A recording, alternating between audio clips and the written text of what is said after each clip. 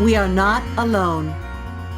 You are watching Contact TV with your hosts, Lesley Mitchell-Clark and Wes Roberts, exploring ufology, metaphysics, and beyond with the world's foremost experts.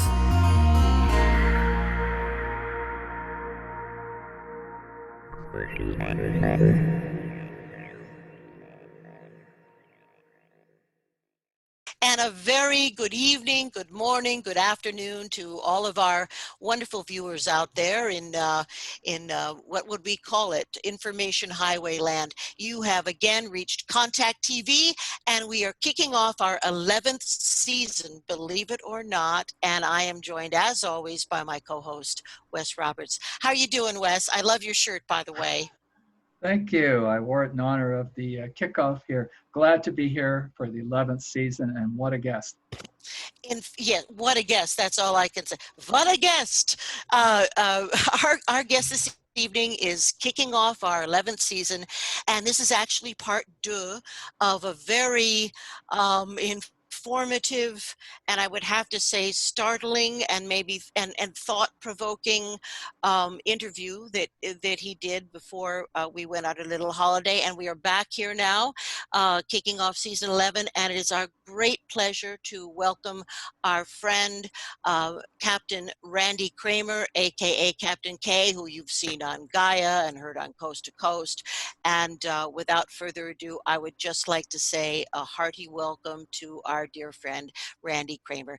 Hey, Captain Kaye, how are you doing?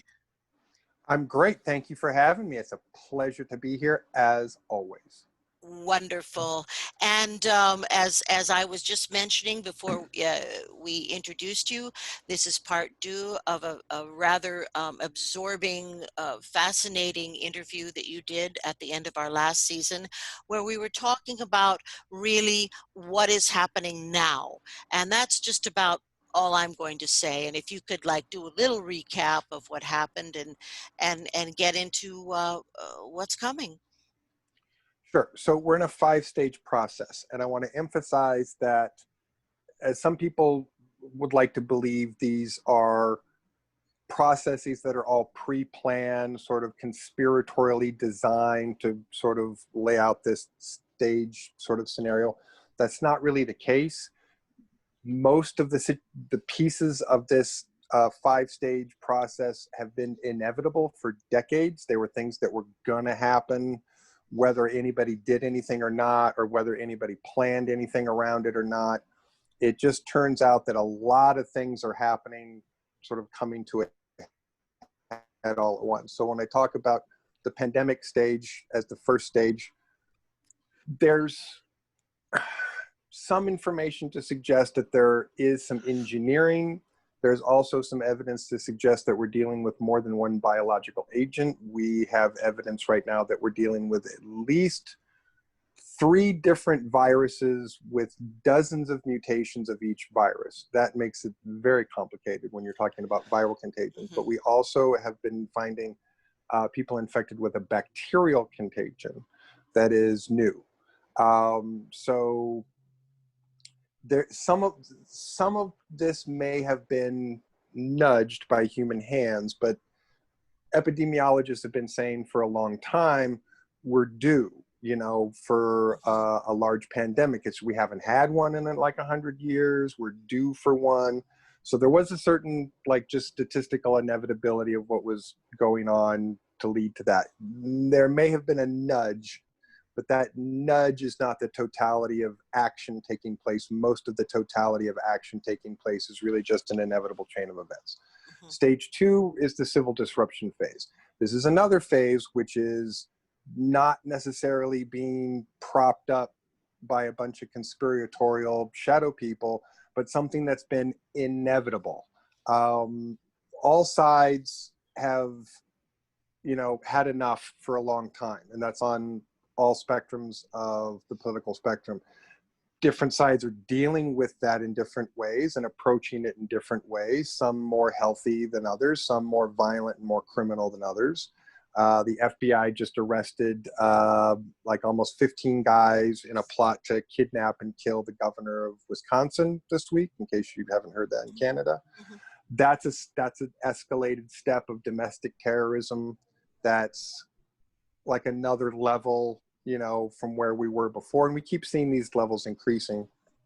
And so what is an inevitability that is then, you know, like, okay, you have this brush fire, that's an inevitability. And then you've got some people throwing gasoline on that brush fire. So, but the people who are throwing gasoline on the fire didn't start the fire, you know? So you can't say, it's not correct, factually correct to say, well, all of these people are, you know, getting their hands in the cookie jar and pushing extremists on this end or that end. And it's like, yeah, there is some of that, but those people didn't start the brush fire. The brush fire was this inevitable place of people on all spectrums of race and poverty with their own gripes and their own grievances from their own point of view to say that they've had enough is enough and, you know, struggle for it. So that was an inevitability. So, but we're also seeing that tinkered with.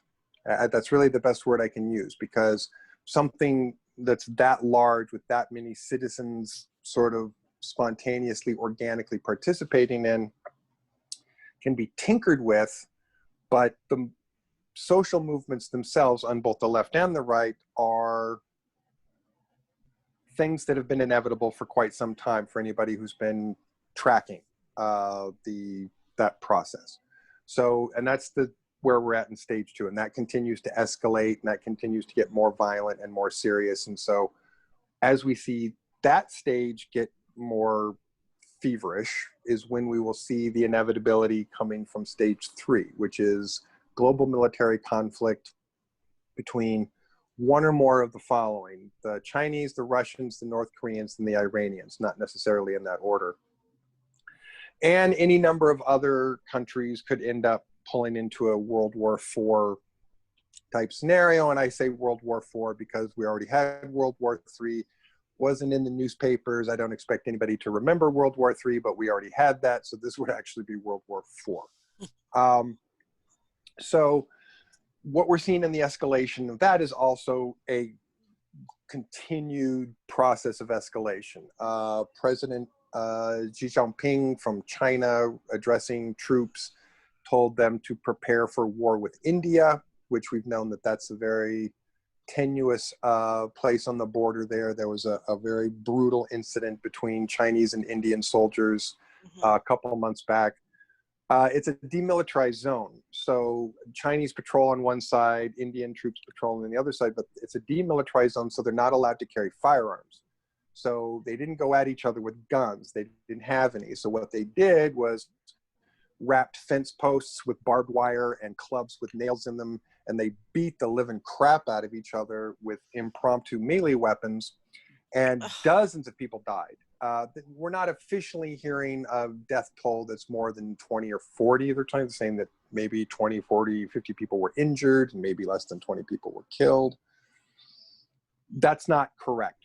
There were higher casualties on both sides. It was a very tenuous incident. I have a contact in India that we've had some conversation about this, and it's given me some information, and the Indian government is not having it.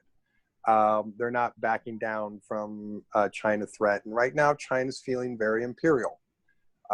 They feel like that there's this major fluctuation, power fluctuation happening. And instead of working together, which would be better for everybody, they're going to see about like getting a chunk that they can sort of grab and take in a vulnerable moment. So the more vulnerable we appear because of stage 2, the more inevitable we are to stage 3. But that's been pushing. The Russians have been testing our airspace on an almost daily basis along the Alaska perimeter. We've been scuffling it with Russian troops in northern Syria. We had the videos that I've seen are mostly like there's this road that's this, you know, territorial line, and there's sort of Russian troops on one side and the American troops on the other side. They often go running down this road in these armored personnel vehicles side by side, yelling at each other, throwing rocks and tin cans at each other, just escalating, you know, tensions. So there was a collision where these two armored vehicles banged into each other. There was some injuries. The Russia itself is experiencing some tremendous internal pressure. Putin is facing protests around the country and in the region, and he's actually in a more tenuous place where he could lose power. He could end up dead, disappeared, whatever, because he's been at his job for a very, very long time, and there's some people that would like to remove him from office. Most particularly the oligarchs who make all their money off of him, but also give him half their money. So they would, prefer a system in which they don't have to, give half of their profits to the kingpin every month, which they do. North Korea is just a clusterfuck. I'm just going to call it what it is. It's a clusterfuck. And it's, Kim Jong-un has been dead for some time. They've had a body double in place for him for some time. His sister is making a power grab, and she's dangerous in the sense that she's really ready to go to war with South Korea or attack Japan. So you have all of these things that are continuing to escalate along, again, what are really these things that have been inevitable over time. If we just let everything happen like it was happening, stage 1, stage 2, and stage 3 were going to happen. They were going to happen anyway. They were going to happen, and it just so happens that we have them all happening at the same time. So that's going to conveniently or inconveniently, depending on how you want to look at it, lead us into stage 4. So once it's event-driven, not date-driven. So as each event stage escalates, it feeds the next stage. So as we continue to escalate, that will feed the path through the different stages, and we'll get through this process. Okay, so that's where we are. That's what's happening. Now, super quickly, for some people, this is going to be very not fun. I have told people who live in the big cities, get out. If you have family in the country, go visit. Have a go bag. Be ready to go and go visit them. If you have an option to not be in the big city, get out. It's not going to be the fun place to be. But other than that, people are going to be where they're going to be. I realize some people are stuck where they are. They can't just pick up and move. Pandemic has affected people's jobs. It affected people's incomes. We have escalating months of people not paying in their mortgages. So we're going to see a housing bubble as, houses go up for sale and as houses go into foreclosure. But this is all just pushing forward. It's going to happen. It's going to be not fun for some people, but it's not going to last forever. It will end. It will come to an end. And so when that happens, there will be a reconstruction phase. Now, that's the part to look forward to, okay? So many of the things that we want to do here, that we want to implement, are tools, practices, and principles and procedures that everyone can benefit from. But certain people continuing to be in certain positions of authority will always be a monkey wrench to access to those things, right? There are certain people that always see a profit margin if they deny access to someone or give preferred access to someone else. There's, a lot of finagling for people to look at their margins and see, wow, if I really fight access to this tool, to this health engineering technology or a medical technology or education resource or other technologies and resources that can shift, sort of civilization from this downward spiral that we're in and sort of get us going back the other way. So that, in order for that to happen, there's some people who are just in the way. And many of those people have been convinced to cooperate because they see a benefit in cooperating in something that they will make a profit from rather than obstructing something that will eventually cost them everything. However, there are some of those who are dug in deep. So as much as we would like to snap our fingers and introduce all of these tools, principles, procedures, technologies, we can't until there's some shifting. So there are things that we would like to do, but we just can't safely implement them and make sure that people are going to have access to them without some shifting. So there's a lot of shifting that's going to go around in this process, socially, politically, economically. And when all is said and done,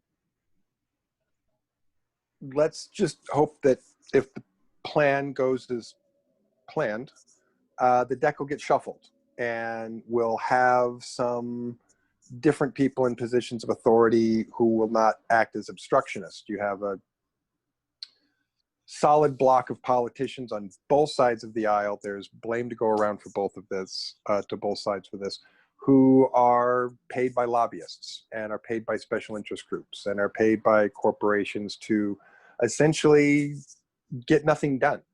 There are corporations who know that they will continue to make profits as long as Congress doesn't pass new laws. So it's not even really about that all the lobbyists are trying to get everything that they want changed, some truth in that, but mostly what they're trying to do is just monkey wrench and molasses the process so that nothing changes their profit margins, because as things change, messes up their profit margins and they don't want that.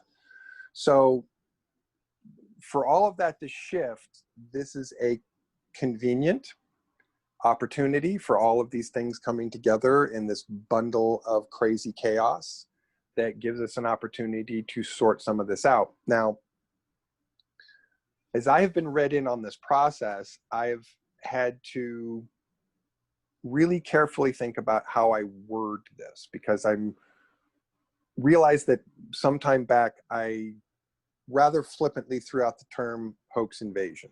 And so I'm hearing a lot of repetition of people think that there's going to be this completely fake, not real invasion scenario. And I realized that's not what I was trying to say at all. And so I want to clarify, we're not talking about something that's a hoax, okay? Real people will die. Real aliens will be present. Real things will be blown up, right? It's that much of it's going to be real. What I have come to understand that I unfortunately can't explain in too much detail for security reasons, there are plans within plans within plans. People who know that, what that phrase means and where that comes from, know what I mean when I say that. There are plans within plans within plans. And this is going to be very complicated. And so what it looks like on the surface, not exactly how it's going to be. And I would suggest that that first reveal of, oh, this is a surprise, this isn't what we thought it was going to be, that's not going to be the truth either. That there's going to be another reveal, maybe another, that there's going to be these layers of reveal where we think, oh, this is what's happening, this is who's responsible. And then we're going to find out, oh, maybe not. Maybe that's not who's responsible. Maybe this is what's happening. Maybe this is who's responsible. And it's going to get crazy. And I don't expect the civilian population to be able to follow along. My best advice that I can give any citizen of any country, in particular my home country, the best advice I can give is avoid extremism of all types. Stay away from it. It's dangerous thinking that is trying to lure you into a divide and conquer mentality, trying to lure you into a mentality where it becomes acceptable to think that there are patriotic American citizens and then there are horrible people who are the most evil thing in the world and we have to fight them at all costs. And that's a narrative on both sides. That is a narrative on both sides that is describing the other side. Neither of those things are true. Neither of them are true. What's true is that we live in a country where we're all citizens. Everyone's an American, no matter what color you are, no matter where you come from, no matter your economic origins or your religious background or your gender or any other identity issues. you're still a citizen. And American citizens have equal protection under the law and equal protection under the Constitution. So if people can get away from the extremes and come back to a middle point of view, that is, stop pointing fingers at someone else as being the enemy, then we have a chance to diffuse the Civil War 2.0. But there's a lot of fuel that is being put on these fires to convince extremists on both sides that they have to fight. And I would just encourage people to stay out of Civil War thinking. Civil War thinking is sides. If you're sure that the side you're on is good and the other side is evil, you're wrong. I'm just going to say that. If you're certain that your side is the good side and the other side is the evil side, you are wrong, no matter what side you're on. Because it's not that simple. There are good and bad people on all sides. There are corrupt and Boy Scouts on both sides of the aisle, on all sides. You have this mix of obstructionists and people who are trying to do the right thing. But any kind of thinking that gets people into a dualistic, binary, Civil War mentality will only lead to misery for that person. And so my advice to anybody hearing my voice, if you think you've picked a side, unpick it. Unpick your side and realize that we all have to work together in the middle somewhere, or we will have suffered from the oldest military tactic in the book. The oldest: divide and conquer. There are outside forces that would very much like to see us divided so that we are weak and conquerable. And anyone who's feeding into that extremism on either side, feeding into Civil War mentality on either side, is willfully making our country weak. And if you are willfully making the country weak, then you bear responsibility for what happens. So I tell all of the people, if you are an extremist with extremist points of view that think that everything has to come down so that it can be rebuilt in some perfect image that you think is correct, you are wrong. That is divide and conquer, and you are participating in divide and conquer and the destruction of the country that we all love and care about. Just say that, we'll end that. So once this is all said and done, which it will be, and it will be complicated, and it will be destructive, and depending on where people are, it could be really, really, really hectic and terrifying. I have said this in all seriousness to people. In all seriousness, don't feel bad if you crap your pants. Don't. Like, I don't mean that in any kind of a joking way at all. This is the kind of thing that when it really happens, like, some people are just going to crap themselves. And don't feel bad, because a lot of other people are going to crap themselves too. Just understand that staying grounded, staying centered, staying mentally and emotionally shielded from all of that chaos is the most important thing you can do. Do that, you increase your chances of getting through all of this without, suffering too much. So when all is said and done, after friends from out of town come and help shoo away our invaders, then we enter the Reconstruction Phase. The Reconstruction Phase will be when we get to implement all of these tools that we want to implement now, but we can't. In order to implement them, they have to be implemented into a system in which they will be given access. So again, you have these obstructionists that if we say, here we have, we're right now, there are bills, on the Senate floor in Congress waiting to make things happen that can make the world a better place, that can improve people's lives, that can make things better. And you've got people arguing over why they should say no, or why they don't want to say yes because it would give the other side a win. When we can do away with that, and we can simply have conversations about what's on the table and what should be on the table, what should go in a bill, and then what's going to help people, and then people can vote for it, and then we can actually implement those things and get people access, then things will happen. And so even if we had these things right now, I guarantee you, if these things showed up tomorrow, you would have people fighting access and obstructing the legal process and the lawmaking process to give us access to those tools or those technologies. So until we shift things around and you get people into a cooperative mood, none of that's going to go anywhere.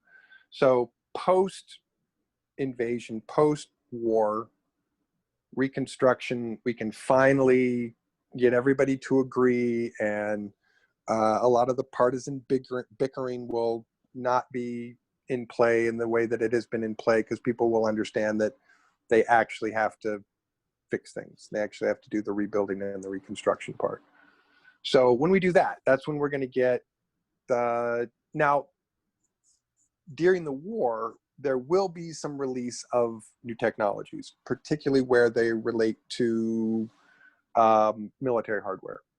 So we'll see more advanced aircraft that we've had for a long time, but we'll pretend like we haven't had for a long time. We'll pretend like we've just been, you know, letting this simmer and it's almost ready, and we just finished this just last week. Even if it's something, even if they're breaking out things that are old, you know, decades old, and we're getting, you know, basically from where I'm standing, it's going to be like they're going to bust out all these antiques and give it, you know, to the regular military. And people like me are going to go, really? You guys are going to make it work with this garbage? But I understand that it's an escalation from where they are, right? So it's an advancement from where they are. But when you've used some of the most advanced technology ever, and then you're like, you're gonna give them that? Okay. Like, but I get it that you don't want to just throw out the best thing you have that everyone can see. You know, there's a reason why we keep our best tools and our best weapons a secret, because we don't want people to know that we have them, so that when we use them, it's a surprise. You know, there's a reason why you keep your weapons secret. So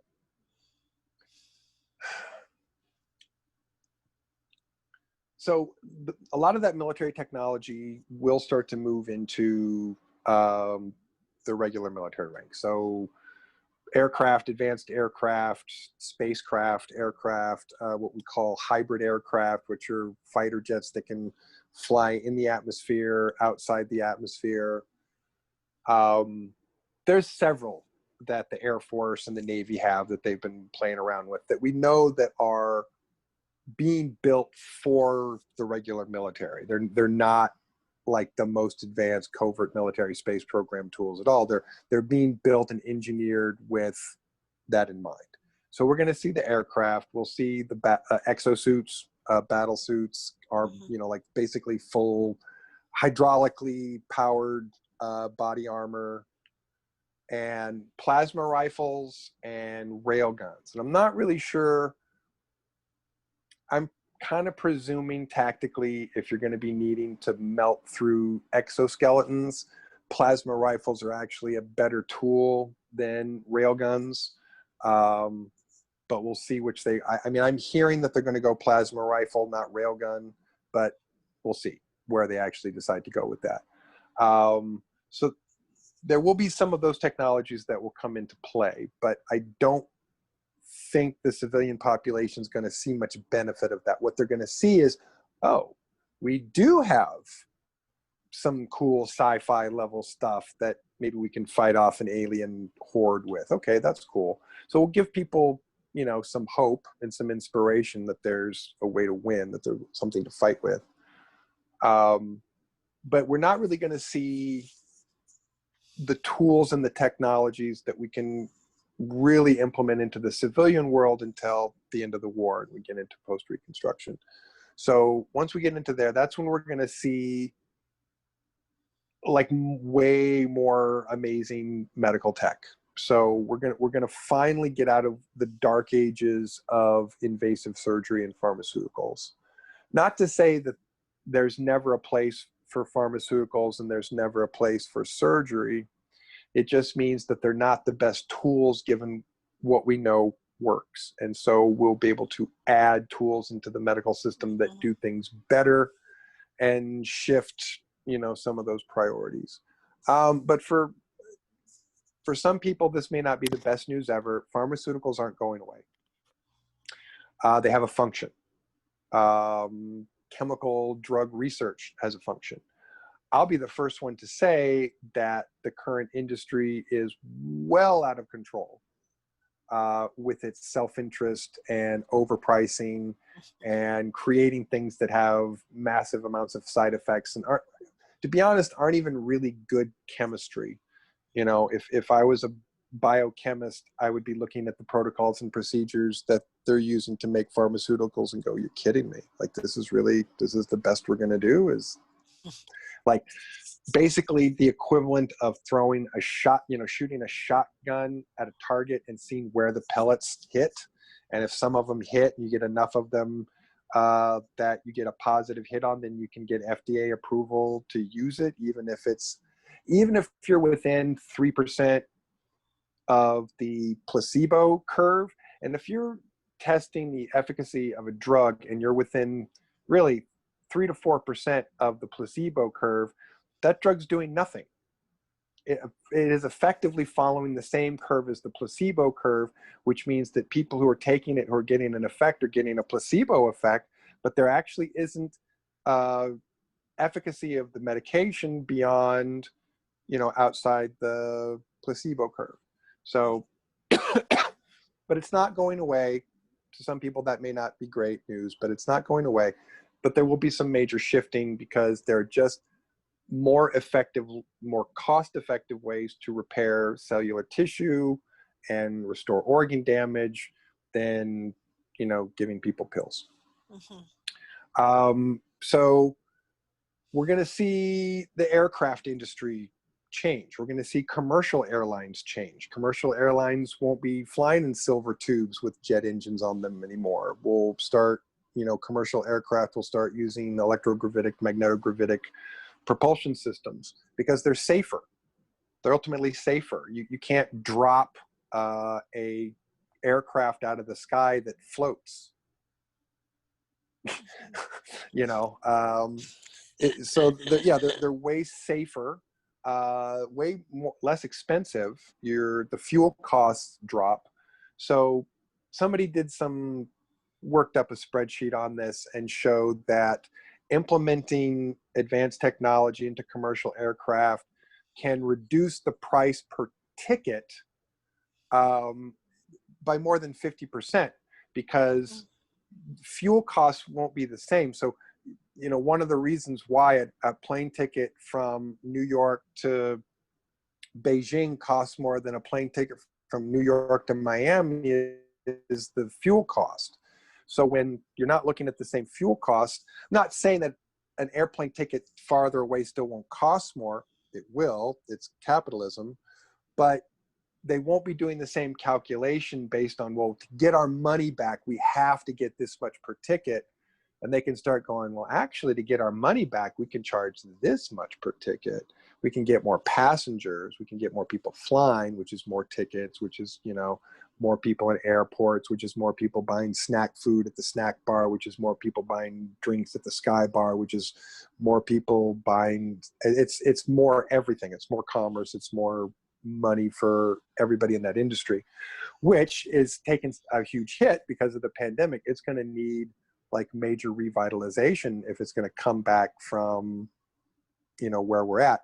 So those things are going to happen in the post-construction phase. We're going to see massive changes in those technologies. We're going to see massive shifts in automobile technology, internal combustion engine technology, electric cars, batteries, technologies that will also be fueled with the war effort will, leak into the civilian world. You can be for sure that Elon Musk is going to take whatever battery technology he can and, make better, faster, more drivable cars. Recently, they're talking about they've almost got battery technology lightweight enough that they're ready to start working on an electronic aircraft, basically an E-plane, which the problem there has been battery weight. Like you can get enough batteries to run your propellers, but they're so heavy you can't fly with them. And just about to the place where those batteries are going to be light enough that you can put them on a plane and you can actually use it to charge up and fly an electric plane. So we're going to see a lot of that. That's going to happen. Now, the other cool thing that we're going to see that's going to blend in with all of this is the exchange programs. So the exchange programs, once we have this official contact between us and the intergalactic community, there will become this immediate discussion, scholarly discussion among academics. How do we gather this information? How do we start to collate this information? How do we start to look at it from an academic perspective? And the answer is going to be really simple. Well, we're going to have to take a bunch of people and send them away for a few years to go to other planets so that they can study, do research, come back, write a research paper, publish their book on whatever, whoever they spent their time with. And if you send a few million people around the world out for, let's say, 4 or 5 years to do a research project on another world, to gather information about their social process, economic process, technology, history, what do they eat, what do they don't eat? You know, I mean, you've got anthropologists, physicists, bioengineers that could go off and do research in these exchange programs and then come back in 4 or 5 years with more information than we're going to know what to do with. And will literally take decades to, get through and implement and bring into the civilian population. But the exchange program's two-way. So we'll send people away to go learn and then come back. But we're also going to bring people from other places that are going to be here, that are going to show up to universities and schools and, answer questions and give lectures in lecture halls about where they come from and what they do. And all this information is just going to flood into the collective awareness. And that's going to start conversations about, well, why are we doing this like this when no one else is? No other civilized world, that we're in contact with is making people pay for emergency room visits, paying for hospital visits, or paying for food, that they need for sustenance. I mean, there are civilized worlds that look at some of the things that we're doing and go, oh, that's backwards. Well, at some point we're going to look at it and go, wow, that really is backwards. Like, and it's that, it's a social peer thing. When our peers are the intergalactic community, and they're looking around at us going like, what, you haven't figured out petroleum products yet, that you got to stop burning that shit? You haven't figured out, like, you just got to give people health care? You haven't figured out that, like, homelessness costs you more money than it would cost you to just put people in housing? Like the cost of homelessness is more than putting people in housing and making them homed instead of homeless.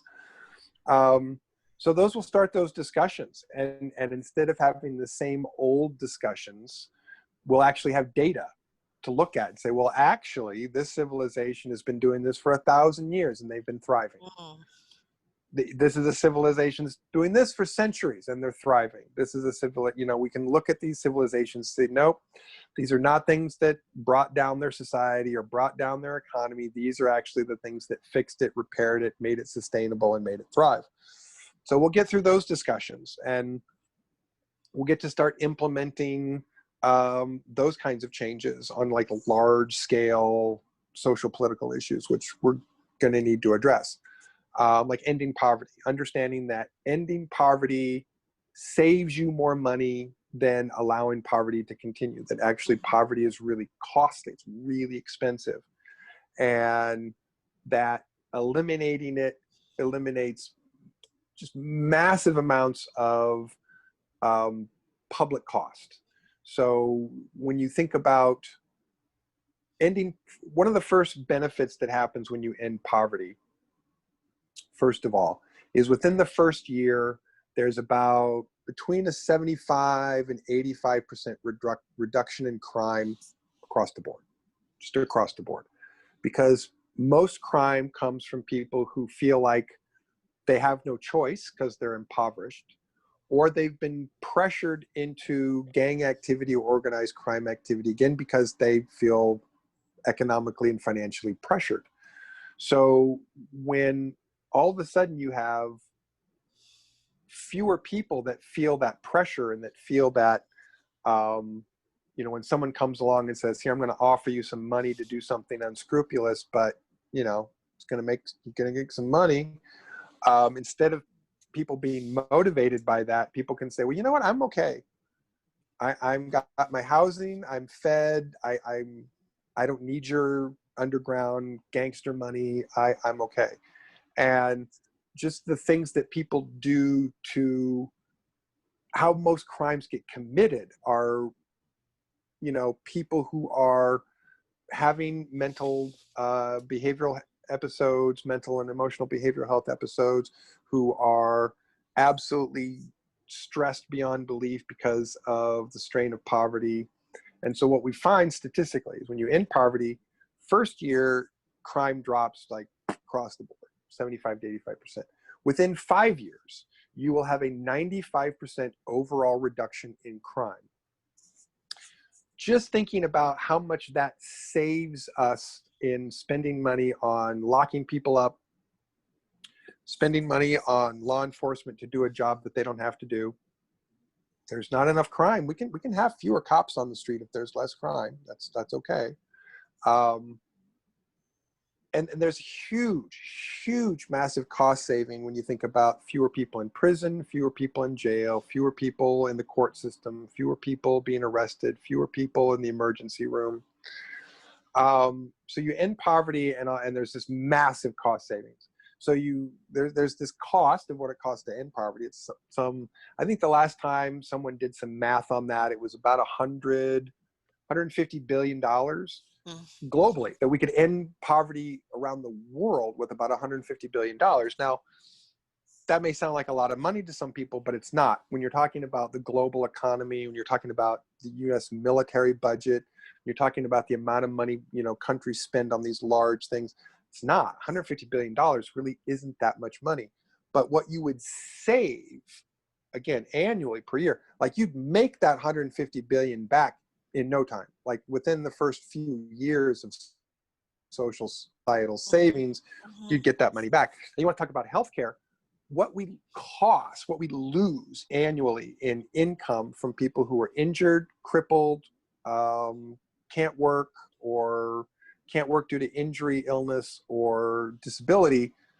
Well, if all of a sudden you have the ability to cure and heal people from these ailments, well, they're no longer costing society money as not workers. They're no longer, you know, the part of the balance sheet that says we have to pay all of this out and we're losing all of this, you know, GDP because of people who are injured, sick, can't work, disabled.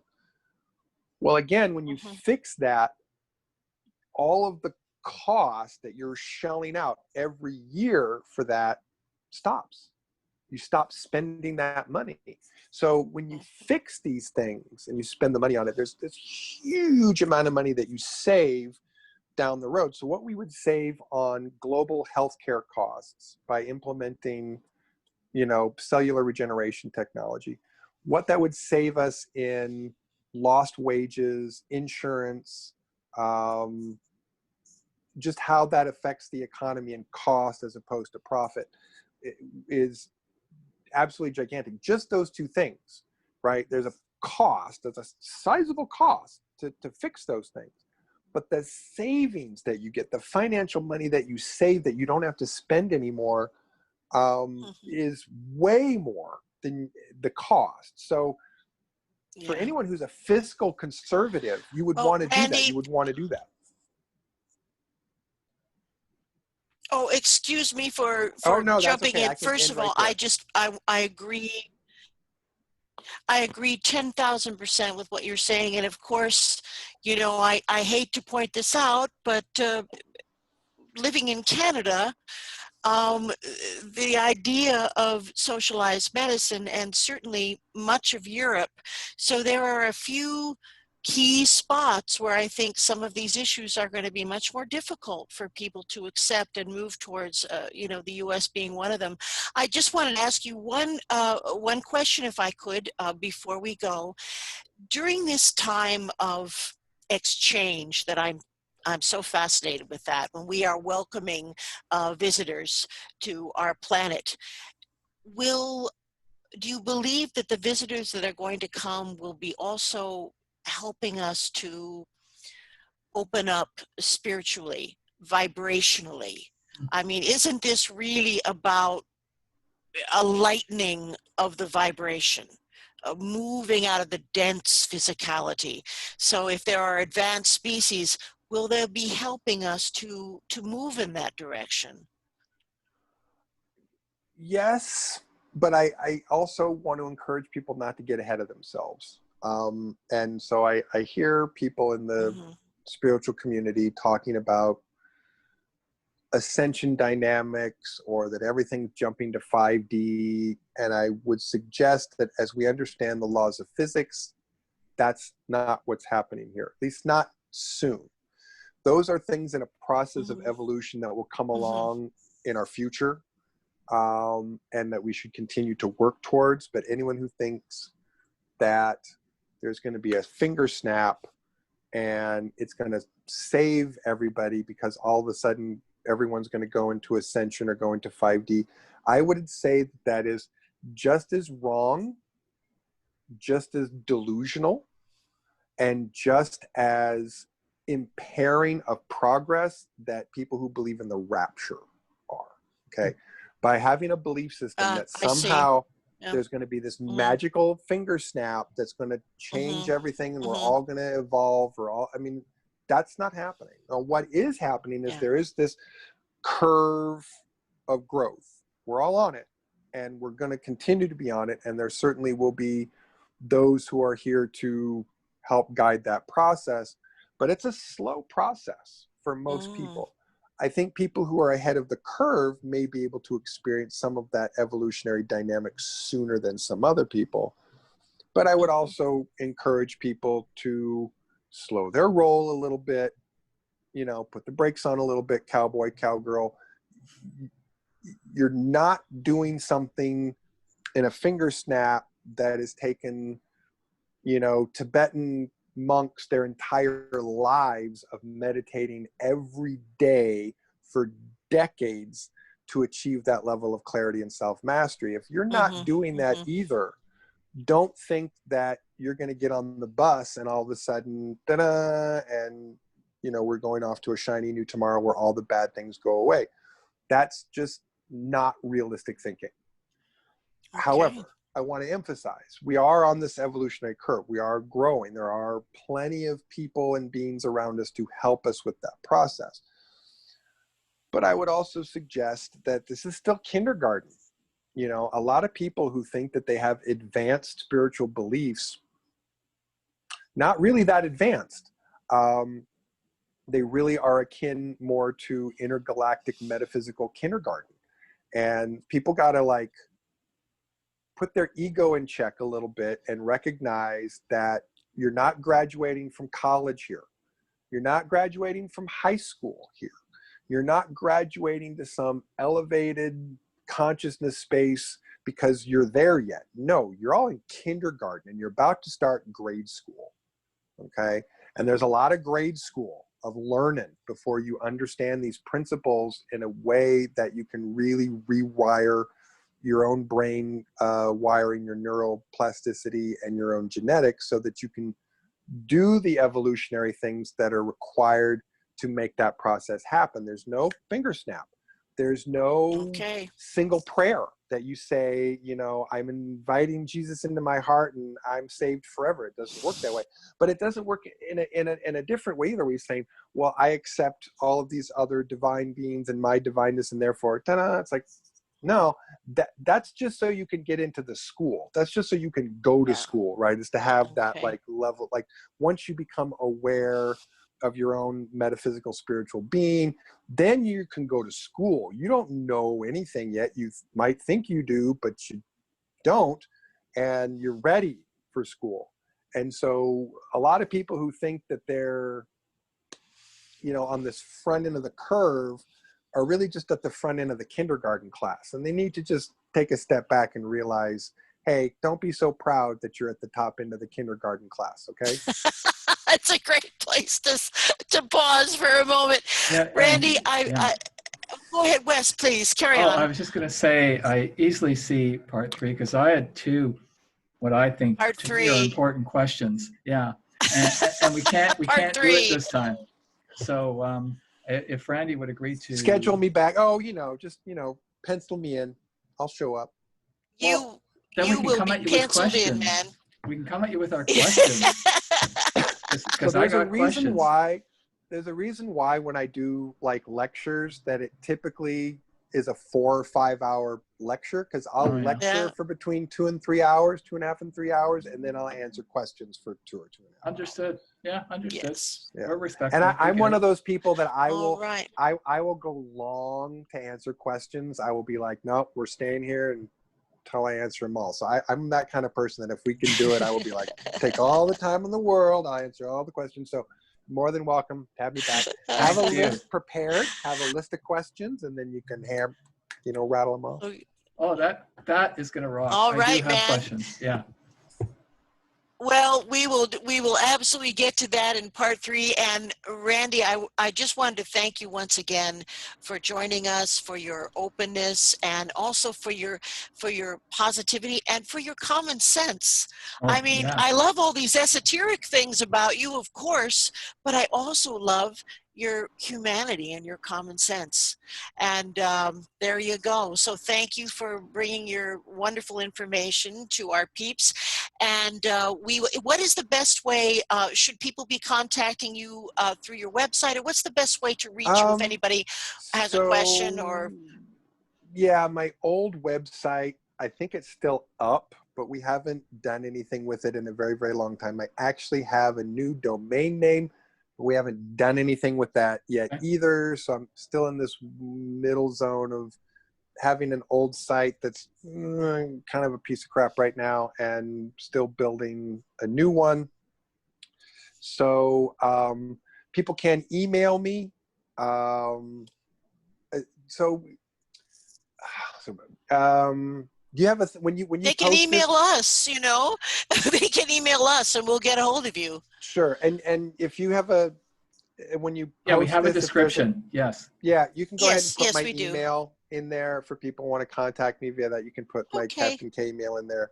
For Okay. now, many things are changing. And I don't just mean externally, I mean internally in my world and everything that's happening. And we're doing a lot of reassessments about what my priorities for my different responsibilities are at the moment. And so as we sort that out, this will all get changed, but we're kind of in this limbo with all of that as I've been awaiting some clear guidance, because we're entering a place where I've had to sit down and say, okay, here are the things I can say based on what's happening. Should I say those things? Do I want to make some people really mad at me right now? Because if I tell the truth as it is, I'm going to make some people really mad at me. And so do I want to do that? Or do I want to take a softer approach? Do I want to kind of,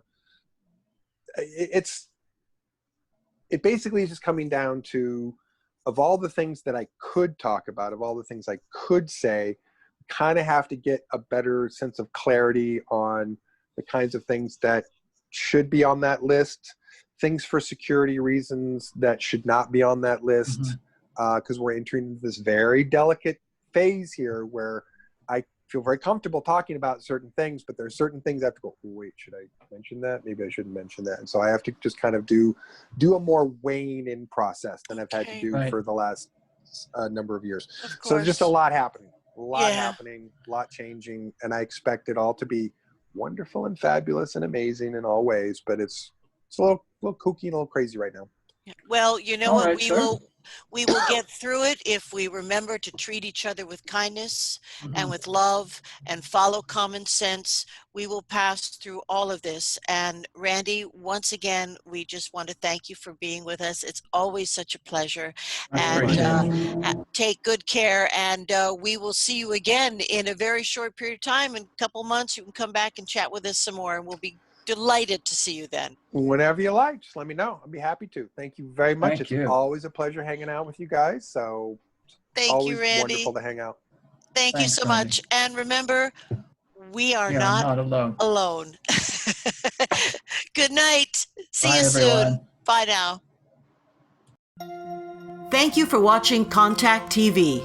We would like to thank our generous sponsors: Lightwork Hypnosis, UFOria and the UFOria Chronicles, Earth Mystery News, Conspiracy Culture Books, MUFON Canada, Free Experiencers, the Dr. Edgar Mitchell Foundation for Research into Extraterrestrial Encounters, and Variety Store Productions.